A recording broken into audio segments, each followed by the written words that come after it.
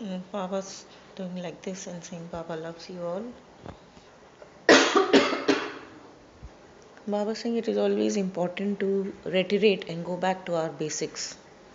And on our life journey, what we start with is becoming, we are like doubting Thomas. We are always questioning, we are always doubting, we are always, not in a bad way, but being curious, inquisitive, always the search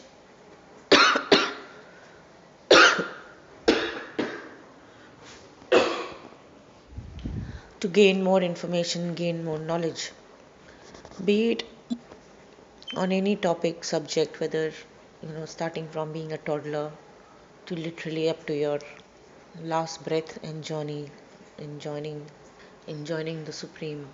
And what we do, we slowly we move on from there. When we gather information, we gather knowledge, we have our understanding, we agree and we disagree, but mostly you accept, isn't it?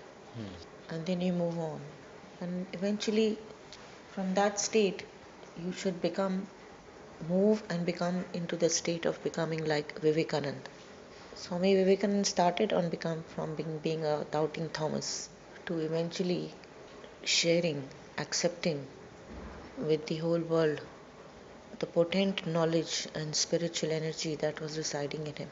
So our journey in life should be like that. It should be, very accepting, graceful. Vivek should be Sushil, gracious, and of course, energize your being to such an extent that you are charging all the latent energies which are within you. And that of course comes and starts with acceptance, with surrender, guidance, and later on being able to make or take your own decisions.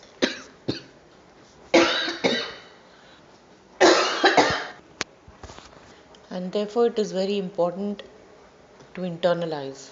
When you internalize and understand, who am I, why am I here, what am I doing, what is my journey, you start with those doubts and eventually you get your answers, and that becomes an acceptance and you build it up from there. So it is each one's pick and each one's way of delivering what they think is the purpose of their life and journey. An artist may feel that they've come to be an artist, to be a painter, to spread that joy or entertain and get that gratification and satisfaction. Some may feel that they've come to serve. So for each one it is a different take and understanding. And of course, as a teacher or a guide or a parent who does that hand holding exercise, they eventually let you go because they feel that their role in your life to that extent has been completed. And now it is up up to you to build it up from there. And the entire process of spiritual grace, of spiritual understanding and acceptance is the same. It's like when the student is ready, the master appears and then the master takes over and guides you. Eventually, he lets the student go. Why? Because it has the faith and confidence. Its teachings, its guidance, and brought out to its full potential by the student. So the masters can, on the spiritual path, lead you and take you up to a next point. From there, they open the gates for you to cross over and start your own journey. Because by then you have had that complete understanding, surrender, faith, which is the most important factor. That no matter what, you don't deter in your faith of what you have grasped and understood. It's like when you are studying for an exam and you are prepared. You go with that faith when you see that question, right? That what I have studied and what I have grasped is what you are going to write on the paper. Correct? To help you to score or pass. What happens? You're just transcendenting that faith, isn't it? You don't have your teacher or master at that point in time to guide you. That guidance is over and you have crossed over and now you're on your own, isn't it? So it's a beautiful journey. The master is always around. It leads from the back like a shadow, incognito, but it's for you. And the master's role is to make sure, you are you've had the right understanding and you are able to protect and deliver yourself to the cause and purpose for which. So typically in organizations, in schools, wherever, the concept is the same. When you join a new organization, you go through training, isn't it? Eventually, after you've gathered all the knowledge that is required for you to deliver on your job, and then supplies and then gives you all the tools that you need. And constantly it keeps with those tools and techniques and coaching as and when required. So that someday you are able to excel and move on, be in that same role and position. Isn't it true? And that exactly is what is the path on spiritual on your spiritual elevation. Eventually you all are all going to become masters of your own game and you will play it the way you want to. And there will come a stage where you will be the master.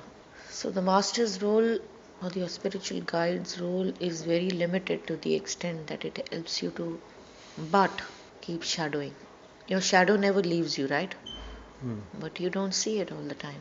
It's very much part of you. And that is exactly what your masters do. They are forever shadowing without your, of course, with your knowledge, but invisible for you to be on your own. And when required, the master comes and pulls you and brings you back from falling or from losing your focus. And therefore, when I have said that every soul has its own wish and will, when you become a parent and your parent tries to tell you something, you sometimes say, "No, I know what I'm doing," and likewise, it moves on. Why? Because you now have an understanding, whatever it could be, good or limited, but you are now in a position to your in a position to exercise your own wish and will. And this is how life's journey goes on. Whether you see it in the animal kingdom with humans, it's the same. And therefore, when I say that it's your master and your guide, I'm always around, I'm always shadowing and always protecting. How you wish to build on it going forward and use your own free wish and will and have that thirst is a very individual. It bring in a perspective.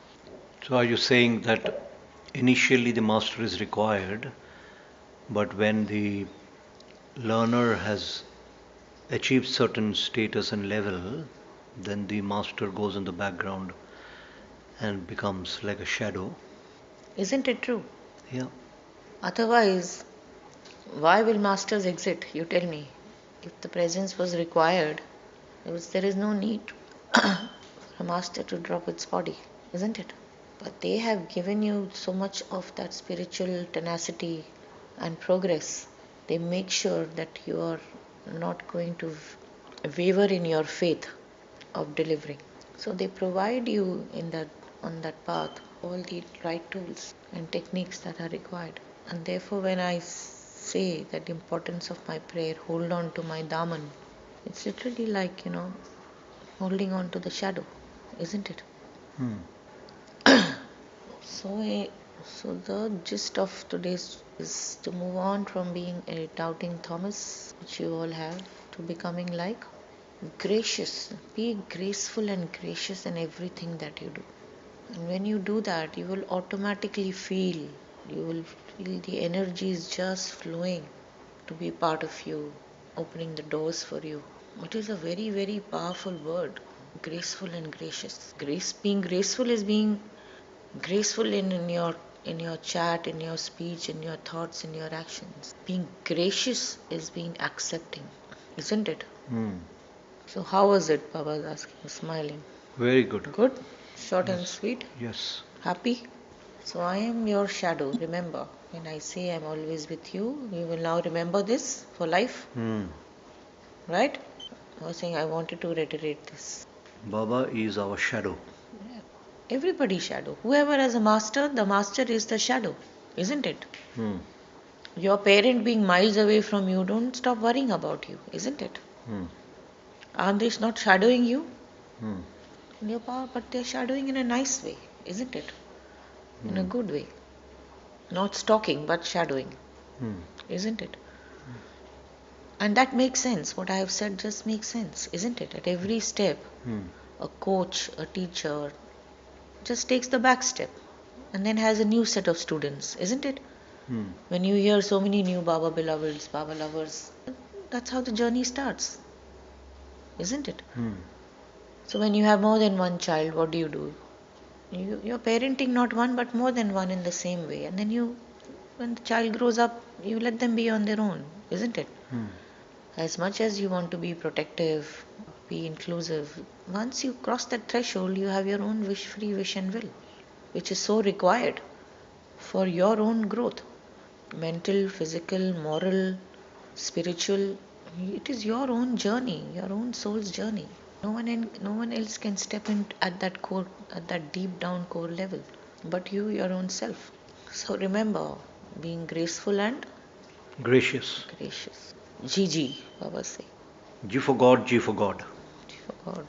And I can see Bauji figure like Upasni Maharaj. I'm just visualizing Hazrat Baba Jan just. And Baba's doing like this. Good. Be happy. You will attract so many vibrant energies, you have no idea.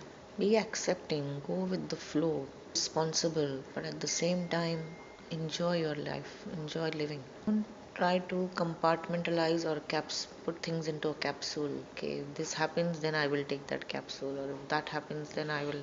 Yes, it is required sometimes, but just have a good time. So Baba saying, I will leave you all on this lovely, gracious note. Be charged, stay blessed. Don't be bothered with my shadowing, because I am very much part of you. I reside in you. So how I cannot be your shadow? When you accept the fact that I reside within you and I am what I am, and you want to be, you want to model Baba, easy to be very gracious. Then the worry factor should be kept on one side. Yes, just accept life as it comes. As I have said, do the right things and leave it in my time zone. Baba loves you all and do my prayers. Thank you, Baba.